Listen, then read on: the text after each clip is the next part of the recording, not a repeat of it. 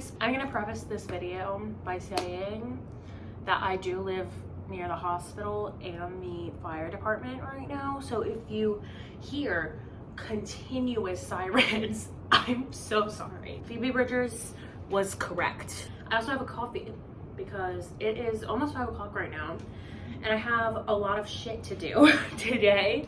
I spilled it. I just spilled it. I did not get coffee this morning like I normally do. I ate breakfast here and then I went to class. And I skipped my first class this morning, and as I was walking to my second class, who walks by me but the professor for the class I skipped this morning. I had one other thing I wanted to say. Oh, I've been watching a lot of YouTube recently. Fucking duh. And I just want to ask, why are people who read books and like booktubers and book talkers and bookstagrammers, why is everyone obsessed with the concept of cozy? I don't think I could ever be cozy while I was reading. Like, coziness just seems foreign to me because I feel like you could always be more cozy. I don't know, maybe that's just for right now because I'm stuck here and I have one reading spot because I have one spot in my dorm at all. Like, what you're seeing right now is the majority of the dorm. Like, that's it. Let's talk about autumn. I have not done a wrap up yet on this channel. And that is because I don't read enough in 1 month to do a monthly wrap up. I would do monthly wrap ups on TikTok because you can put 4 books in a monthly wrap up on TikTok and it won't be stupid. You can't put 4 books in a YouTube video and have it not be stupid. I just figured I'd take September, October, and November, put it all in one video. Fucking put a bow on it. Here's the thing though, I'm no longer at home. My last couple of videos that I posted, I filmed while I was home. And I don't have those books with me. I have a total of 1 book that I read in the last 3 months physically here with me right now. There is going to be overlap from my last video, the middle school books video, because that is the bulk of what I've been reading, but it's not all of it. If it was all of it, there would be fucking no purpose for this video. I'm not going to talk extensively about those books because I already did talk extensively about them. So if you do want to see that, I've never done the thingy thing, but I'll see if I can put it in the corner, one of the corners. So the first books that I read in September that I already did talk about on my last video was the Young Elite series by Marie Lu. I finished the first one at the end of October, and then I read the next 2 in September, and look, like, it's fine, I guess. The first book tricked me because the first book was so good. Not so good, but the first book was good enough that I went out and bought the next 2 at Barnes. And then I read the next 2 and they were both like a letdown and a disappointment. Our main character is Adelina, and she kind of gets this like villain arc in the first book, kind of into the second book as well, and then we follow her being like a villain. But I didn't like her enough to be like, okay, she's cool. She's a cool villain. She wasn't cool or likable at all. If you're looking for like a book told from the villain's point of view, I don't actually have any recommendations for that. I don't know. Go look it up on TikTok. We made up for it though, because the next book I read, I mentioned in my 5-star video, because this book was so good. This is an arc I read. It comes out in January. It's coming out so soon. I cannot wait to buy the physical copy. But it is Love and Other Disasters by Anita Kelly. This is so good. This is a romance. Their main characters are Dahlia and London. You get both of their point of views, and they are competing on a reality cooking show. And it's so good. It was hilarious. It was adorable. It was steamy. Don't worry, it was steamy. And I really liked that both of the characters by themselves were super well developed before they got into their relationship. And then just like, oh my god, the pining, oh my god, everything about it was so good. And I think I'm actually going to read it again once I get the physical copy. London is also non-binary, so this is a queer romance. I am begging my friends to read this. I want everyone to read this. It's so good, like so good. Also in September, I read another arc You've Reached Sam by Justin Tao. Everyone loves this book, and I cannot fucking figure out why. I gave this book 2.5 stars, and it got the extra half star because I liked the writing. The writing was pretty good, but the plot was zero. Like, there was no fucking plot. The concept of this book is that it's about our main character Julie. Her boyfriend Sam dies in an accident, and when she's mourning, she calls his phone to like hear his voicemail, and he picks up. That's the concept. And this could have been a novella. Like, this did not have to be a full-length book, because not enough happened for it to be a full-length book. Like, the bulk of this book is the phone calls, but they don't add any plot to it. It's just being like, I miss you so much, you have to move on. But I miss you, but you have to move on, we don't have much time. Like, that's the book. There's no subplots, or if there are, they're lazy and slow and totally underdeveloped and solved too fast. And like, I didn't find either of them particularly likable. Like, I really didn't vibe with this book at all. This is not for me. And so many people were like, this is so sad. And I was just like, yeah, he's dead. Just not for me. Also, I was fully reading this on my phone at the barricade at Govball, waiting for Megan Thee Stallion to come on. That is where I finished this book, which is very on brand for me. What did I read next? Oh. I listened to the audiobook of The Raven King from the second Alpha the Game book. It's like the 5th time I've ingested it, but it's the first time I listened to the audiobook. I mean, totally different experience. I'm like walking around with my little grocery bag to Target, listening to like a graphic description of sexual assault.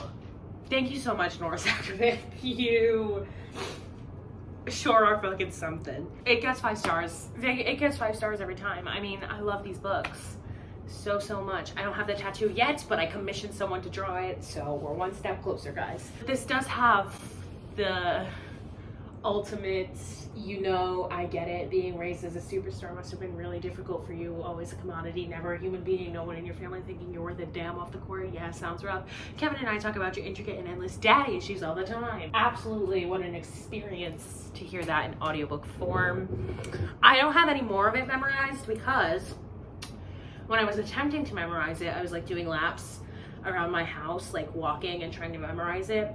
And I fell, and that is when I tore the tendon in my ankle, and I have had moderate ankle problems ever since. So I'm a little bit traumatized by that, but you know what? You do what you have to do. Next, I read The Wave by Todd Strasser. I just wanted more drama from this. There's not enough drama for this sort of premise. The teacher in this book was trying to get his students to understand how so many people were indoctrinated into Hitler's Nazi party and like seeing his point of view. And so he like becomes sort of like a classroom dictator and everyone just kind of gets in on it, but I didn't think it was dramatic enough. I wanted more drama. It's kind of a funny story. I really liked this book. I had a lot of fun reading it because it was very easy and quick to read. So I really liked just kind of like having it with me. I finished it in like 4 days because I read like 100 pages a day. The font was big, the pages were floppy, really accessible and fun. It's funny. It's about our main character, Craig. He checks himself into a mental hospital because he wants to kill himself, and then he calls a suicide hotline and they're like, don't kill yourself, you're so sexy. Go to the hospital. He's like, fine, I'll go to the hospital. Yeah, but I don't know, I liked it. I gave 4 stars. I liked it. Next, I reread Aristotle and Dante, Discover the Secrets of the Universe. I also like tabbed it and annotated it this time around. I read this book originally, I don't even fucking know how long ago. Look, I remember very little about my first experience from reading this book. I remember that I fucking flew through it. I think it took me 2 days to read, and I remember really enjoying it. And then when I was rereading it, I was like, why did I enjoy this so much? But there's something about the ending. I don't know what it is. Because like, when you get to those last 30 pages and his mom is like, you know that TikTok audio that's like, you are gay. Hey, you haven't returned You are gay! Like, that's the end of Ari and Dante. and then they like get together. I don't know, something about those last 30 pages like really does it for me. So that is why I give the book 5 stars. But the reason I reread it is so that I could read the sequel. I also really enjoyed the sequel. I read the sequel in my vlog that I posted, so you can watch that for like my real-time reactions. Look, here's what's happening for me right now. I'm a sophomore in college. I don't have any friends. All of my friends are at home while I am here. And in this book, Ari is essentially he just makes friends. He just makes so many friends. He finds like his like high school group. It's his senior year. He has Dante, he has his mom. He essentially just has like a community of people that love him. And so when I was reading this, I was just sort of like longing for that. And I very much liked it. I really did like it. I also love Ari's mom. She reminds me a lot of my mom. So I have a soft spot for her. I will say, whoever edited this book needs to be fucking fired because it's not well edited. Next, spoiler alert, this is the worst book I read this year. This book was bad. It made 0 sense. The book is an arc. It's called The Temperature of Me and You by Brian Zepka. Holy shit. It made no sense. When this book comes out and I can talk about it, like I am going to talk about it, trust me, and tell you everything I hated about this book. But because I can't do that yet, because it's an arc, I am just gonna sort of say what I can. So this book is about our main character, Dylan. This new kid moves to his town. His name is Jordan. They meet. There's like an incident that occurs. I'm just gonna read the first. Dylan has always wanted a boyfriend, but the suburbs surrounding Philadelphia do not have a lot in the way of options. Then in walks Jordan, a completely normal and undeniably cute boy who also happens to run at a cool 110 degrees Fahrenheit. That's the concept of the book. The events of this book just make no sense. And I thought this was going to be a romance, and it's not. It's straight up not a romance. This book sucked.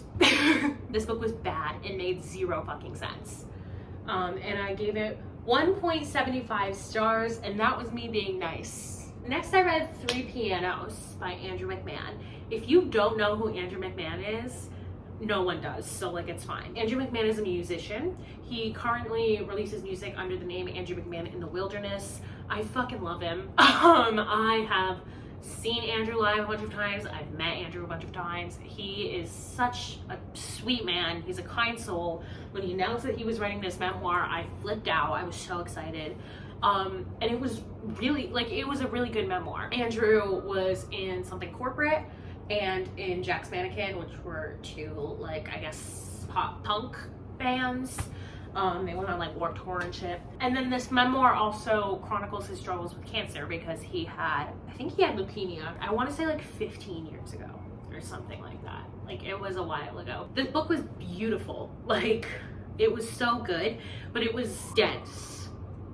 It was really, really good, but it was just like a lot of prose and heavy description, which I guess makes sense because he's a songwriter.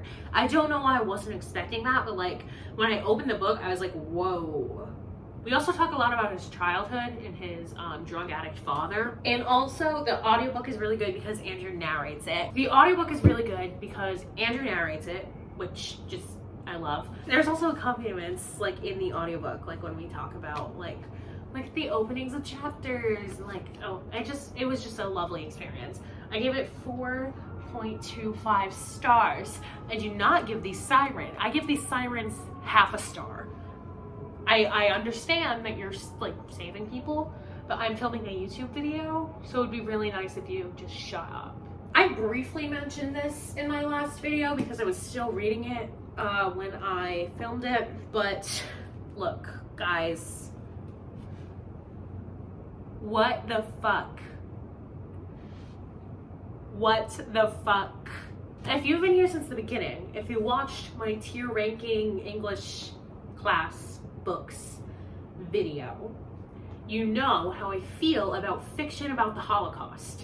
I don't really like it. Not my thing.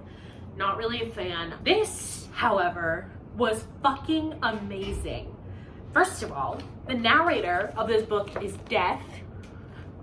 Immediate sell. In this book, we're following Liesel. When we first meet her, I think she's 10, And we follow her into her new foster home in Munich, Germany. We meet her foster parents, we meet her best friend, we meet like all of these characters, and we essentially just grow up for about 5 years with Liesel. And at the same time that Liesel's growing up, Germany is, you know, we know what Germany's doing. We experience how her life changes. We see, you know, what happens to her, what happens to the people close to her. The book is heart-wrenching. This is a sad book. I literally cried. So I will put a picture of what I looked like when I finished this book. I cried so fucking hard when this book was over. I was literally crying for like an hour. Also, the audiobook for this is super, super good. I know this is like a literal classic, like I'm talking about The Fucking Book Thief, but like if you haven't read this book, actually read it. Like, it's very, very good. Shout out to my grandma who got me this for Christmas. I also posted a TikTok of me reading this book, so go look at that. Or else. No, I'm kidding. And that's it. That was the last book I finished. Now I'm reading Ninth House by Leigh Bardugo. That's my wrap up. I do have plans for what I'm gonna read next, but I'm not gonna share them with you because it's gonna be a different video, I think. So look forward to that. Thanks for coming. Tell me what you read this fall. That's all I have to say. I love you guys. Bye.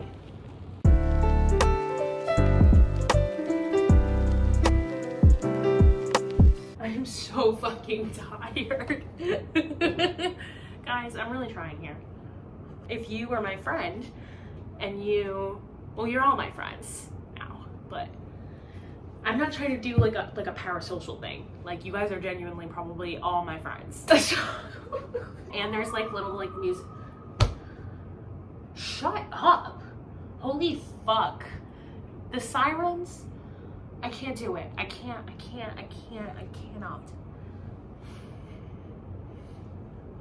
Anyway,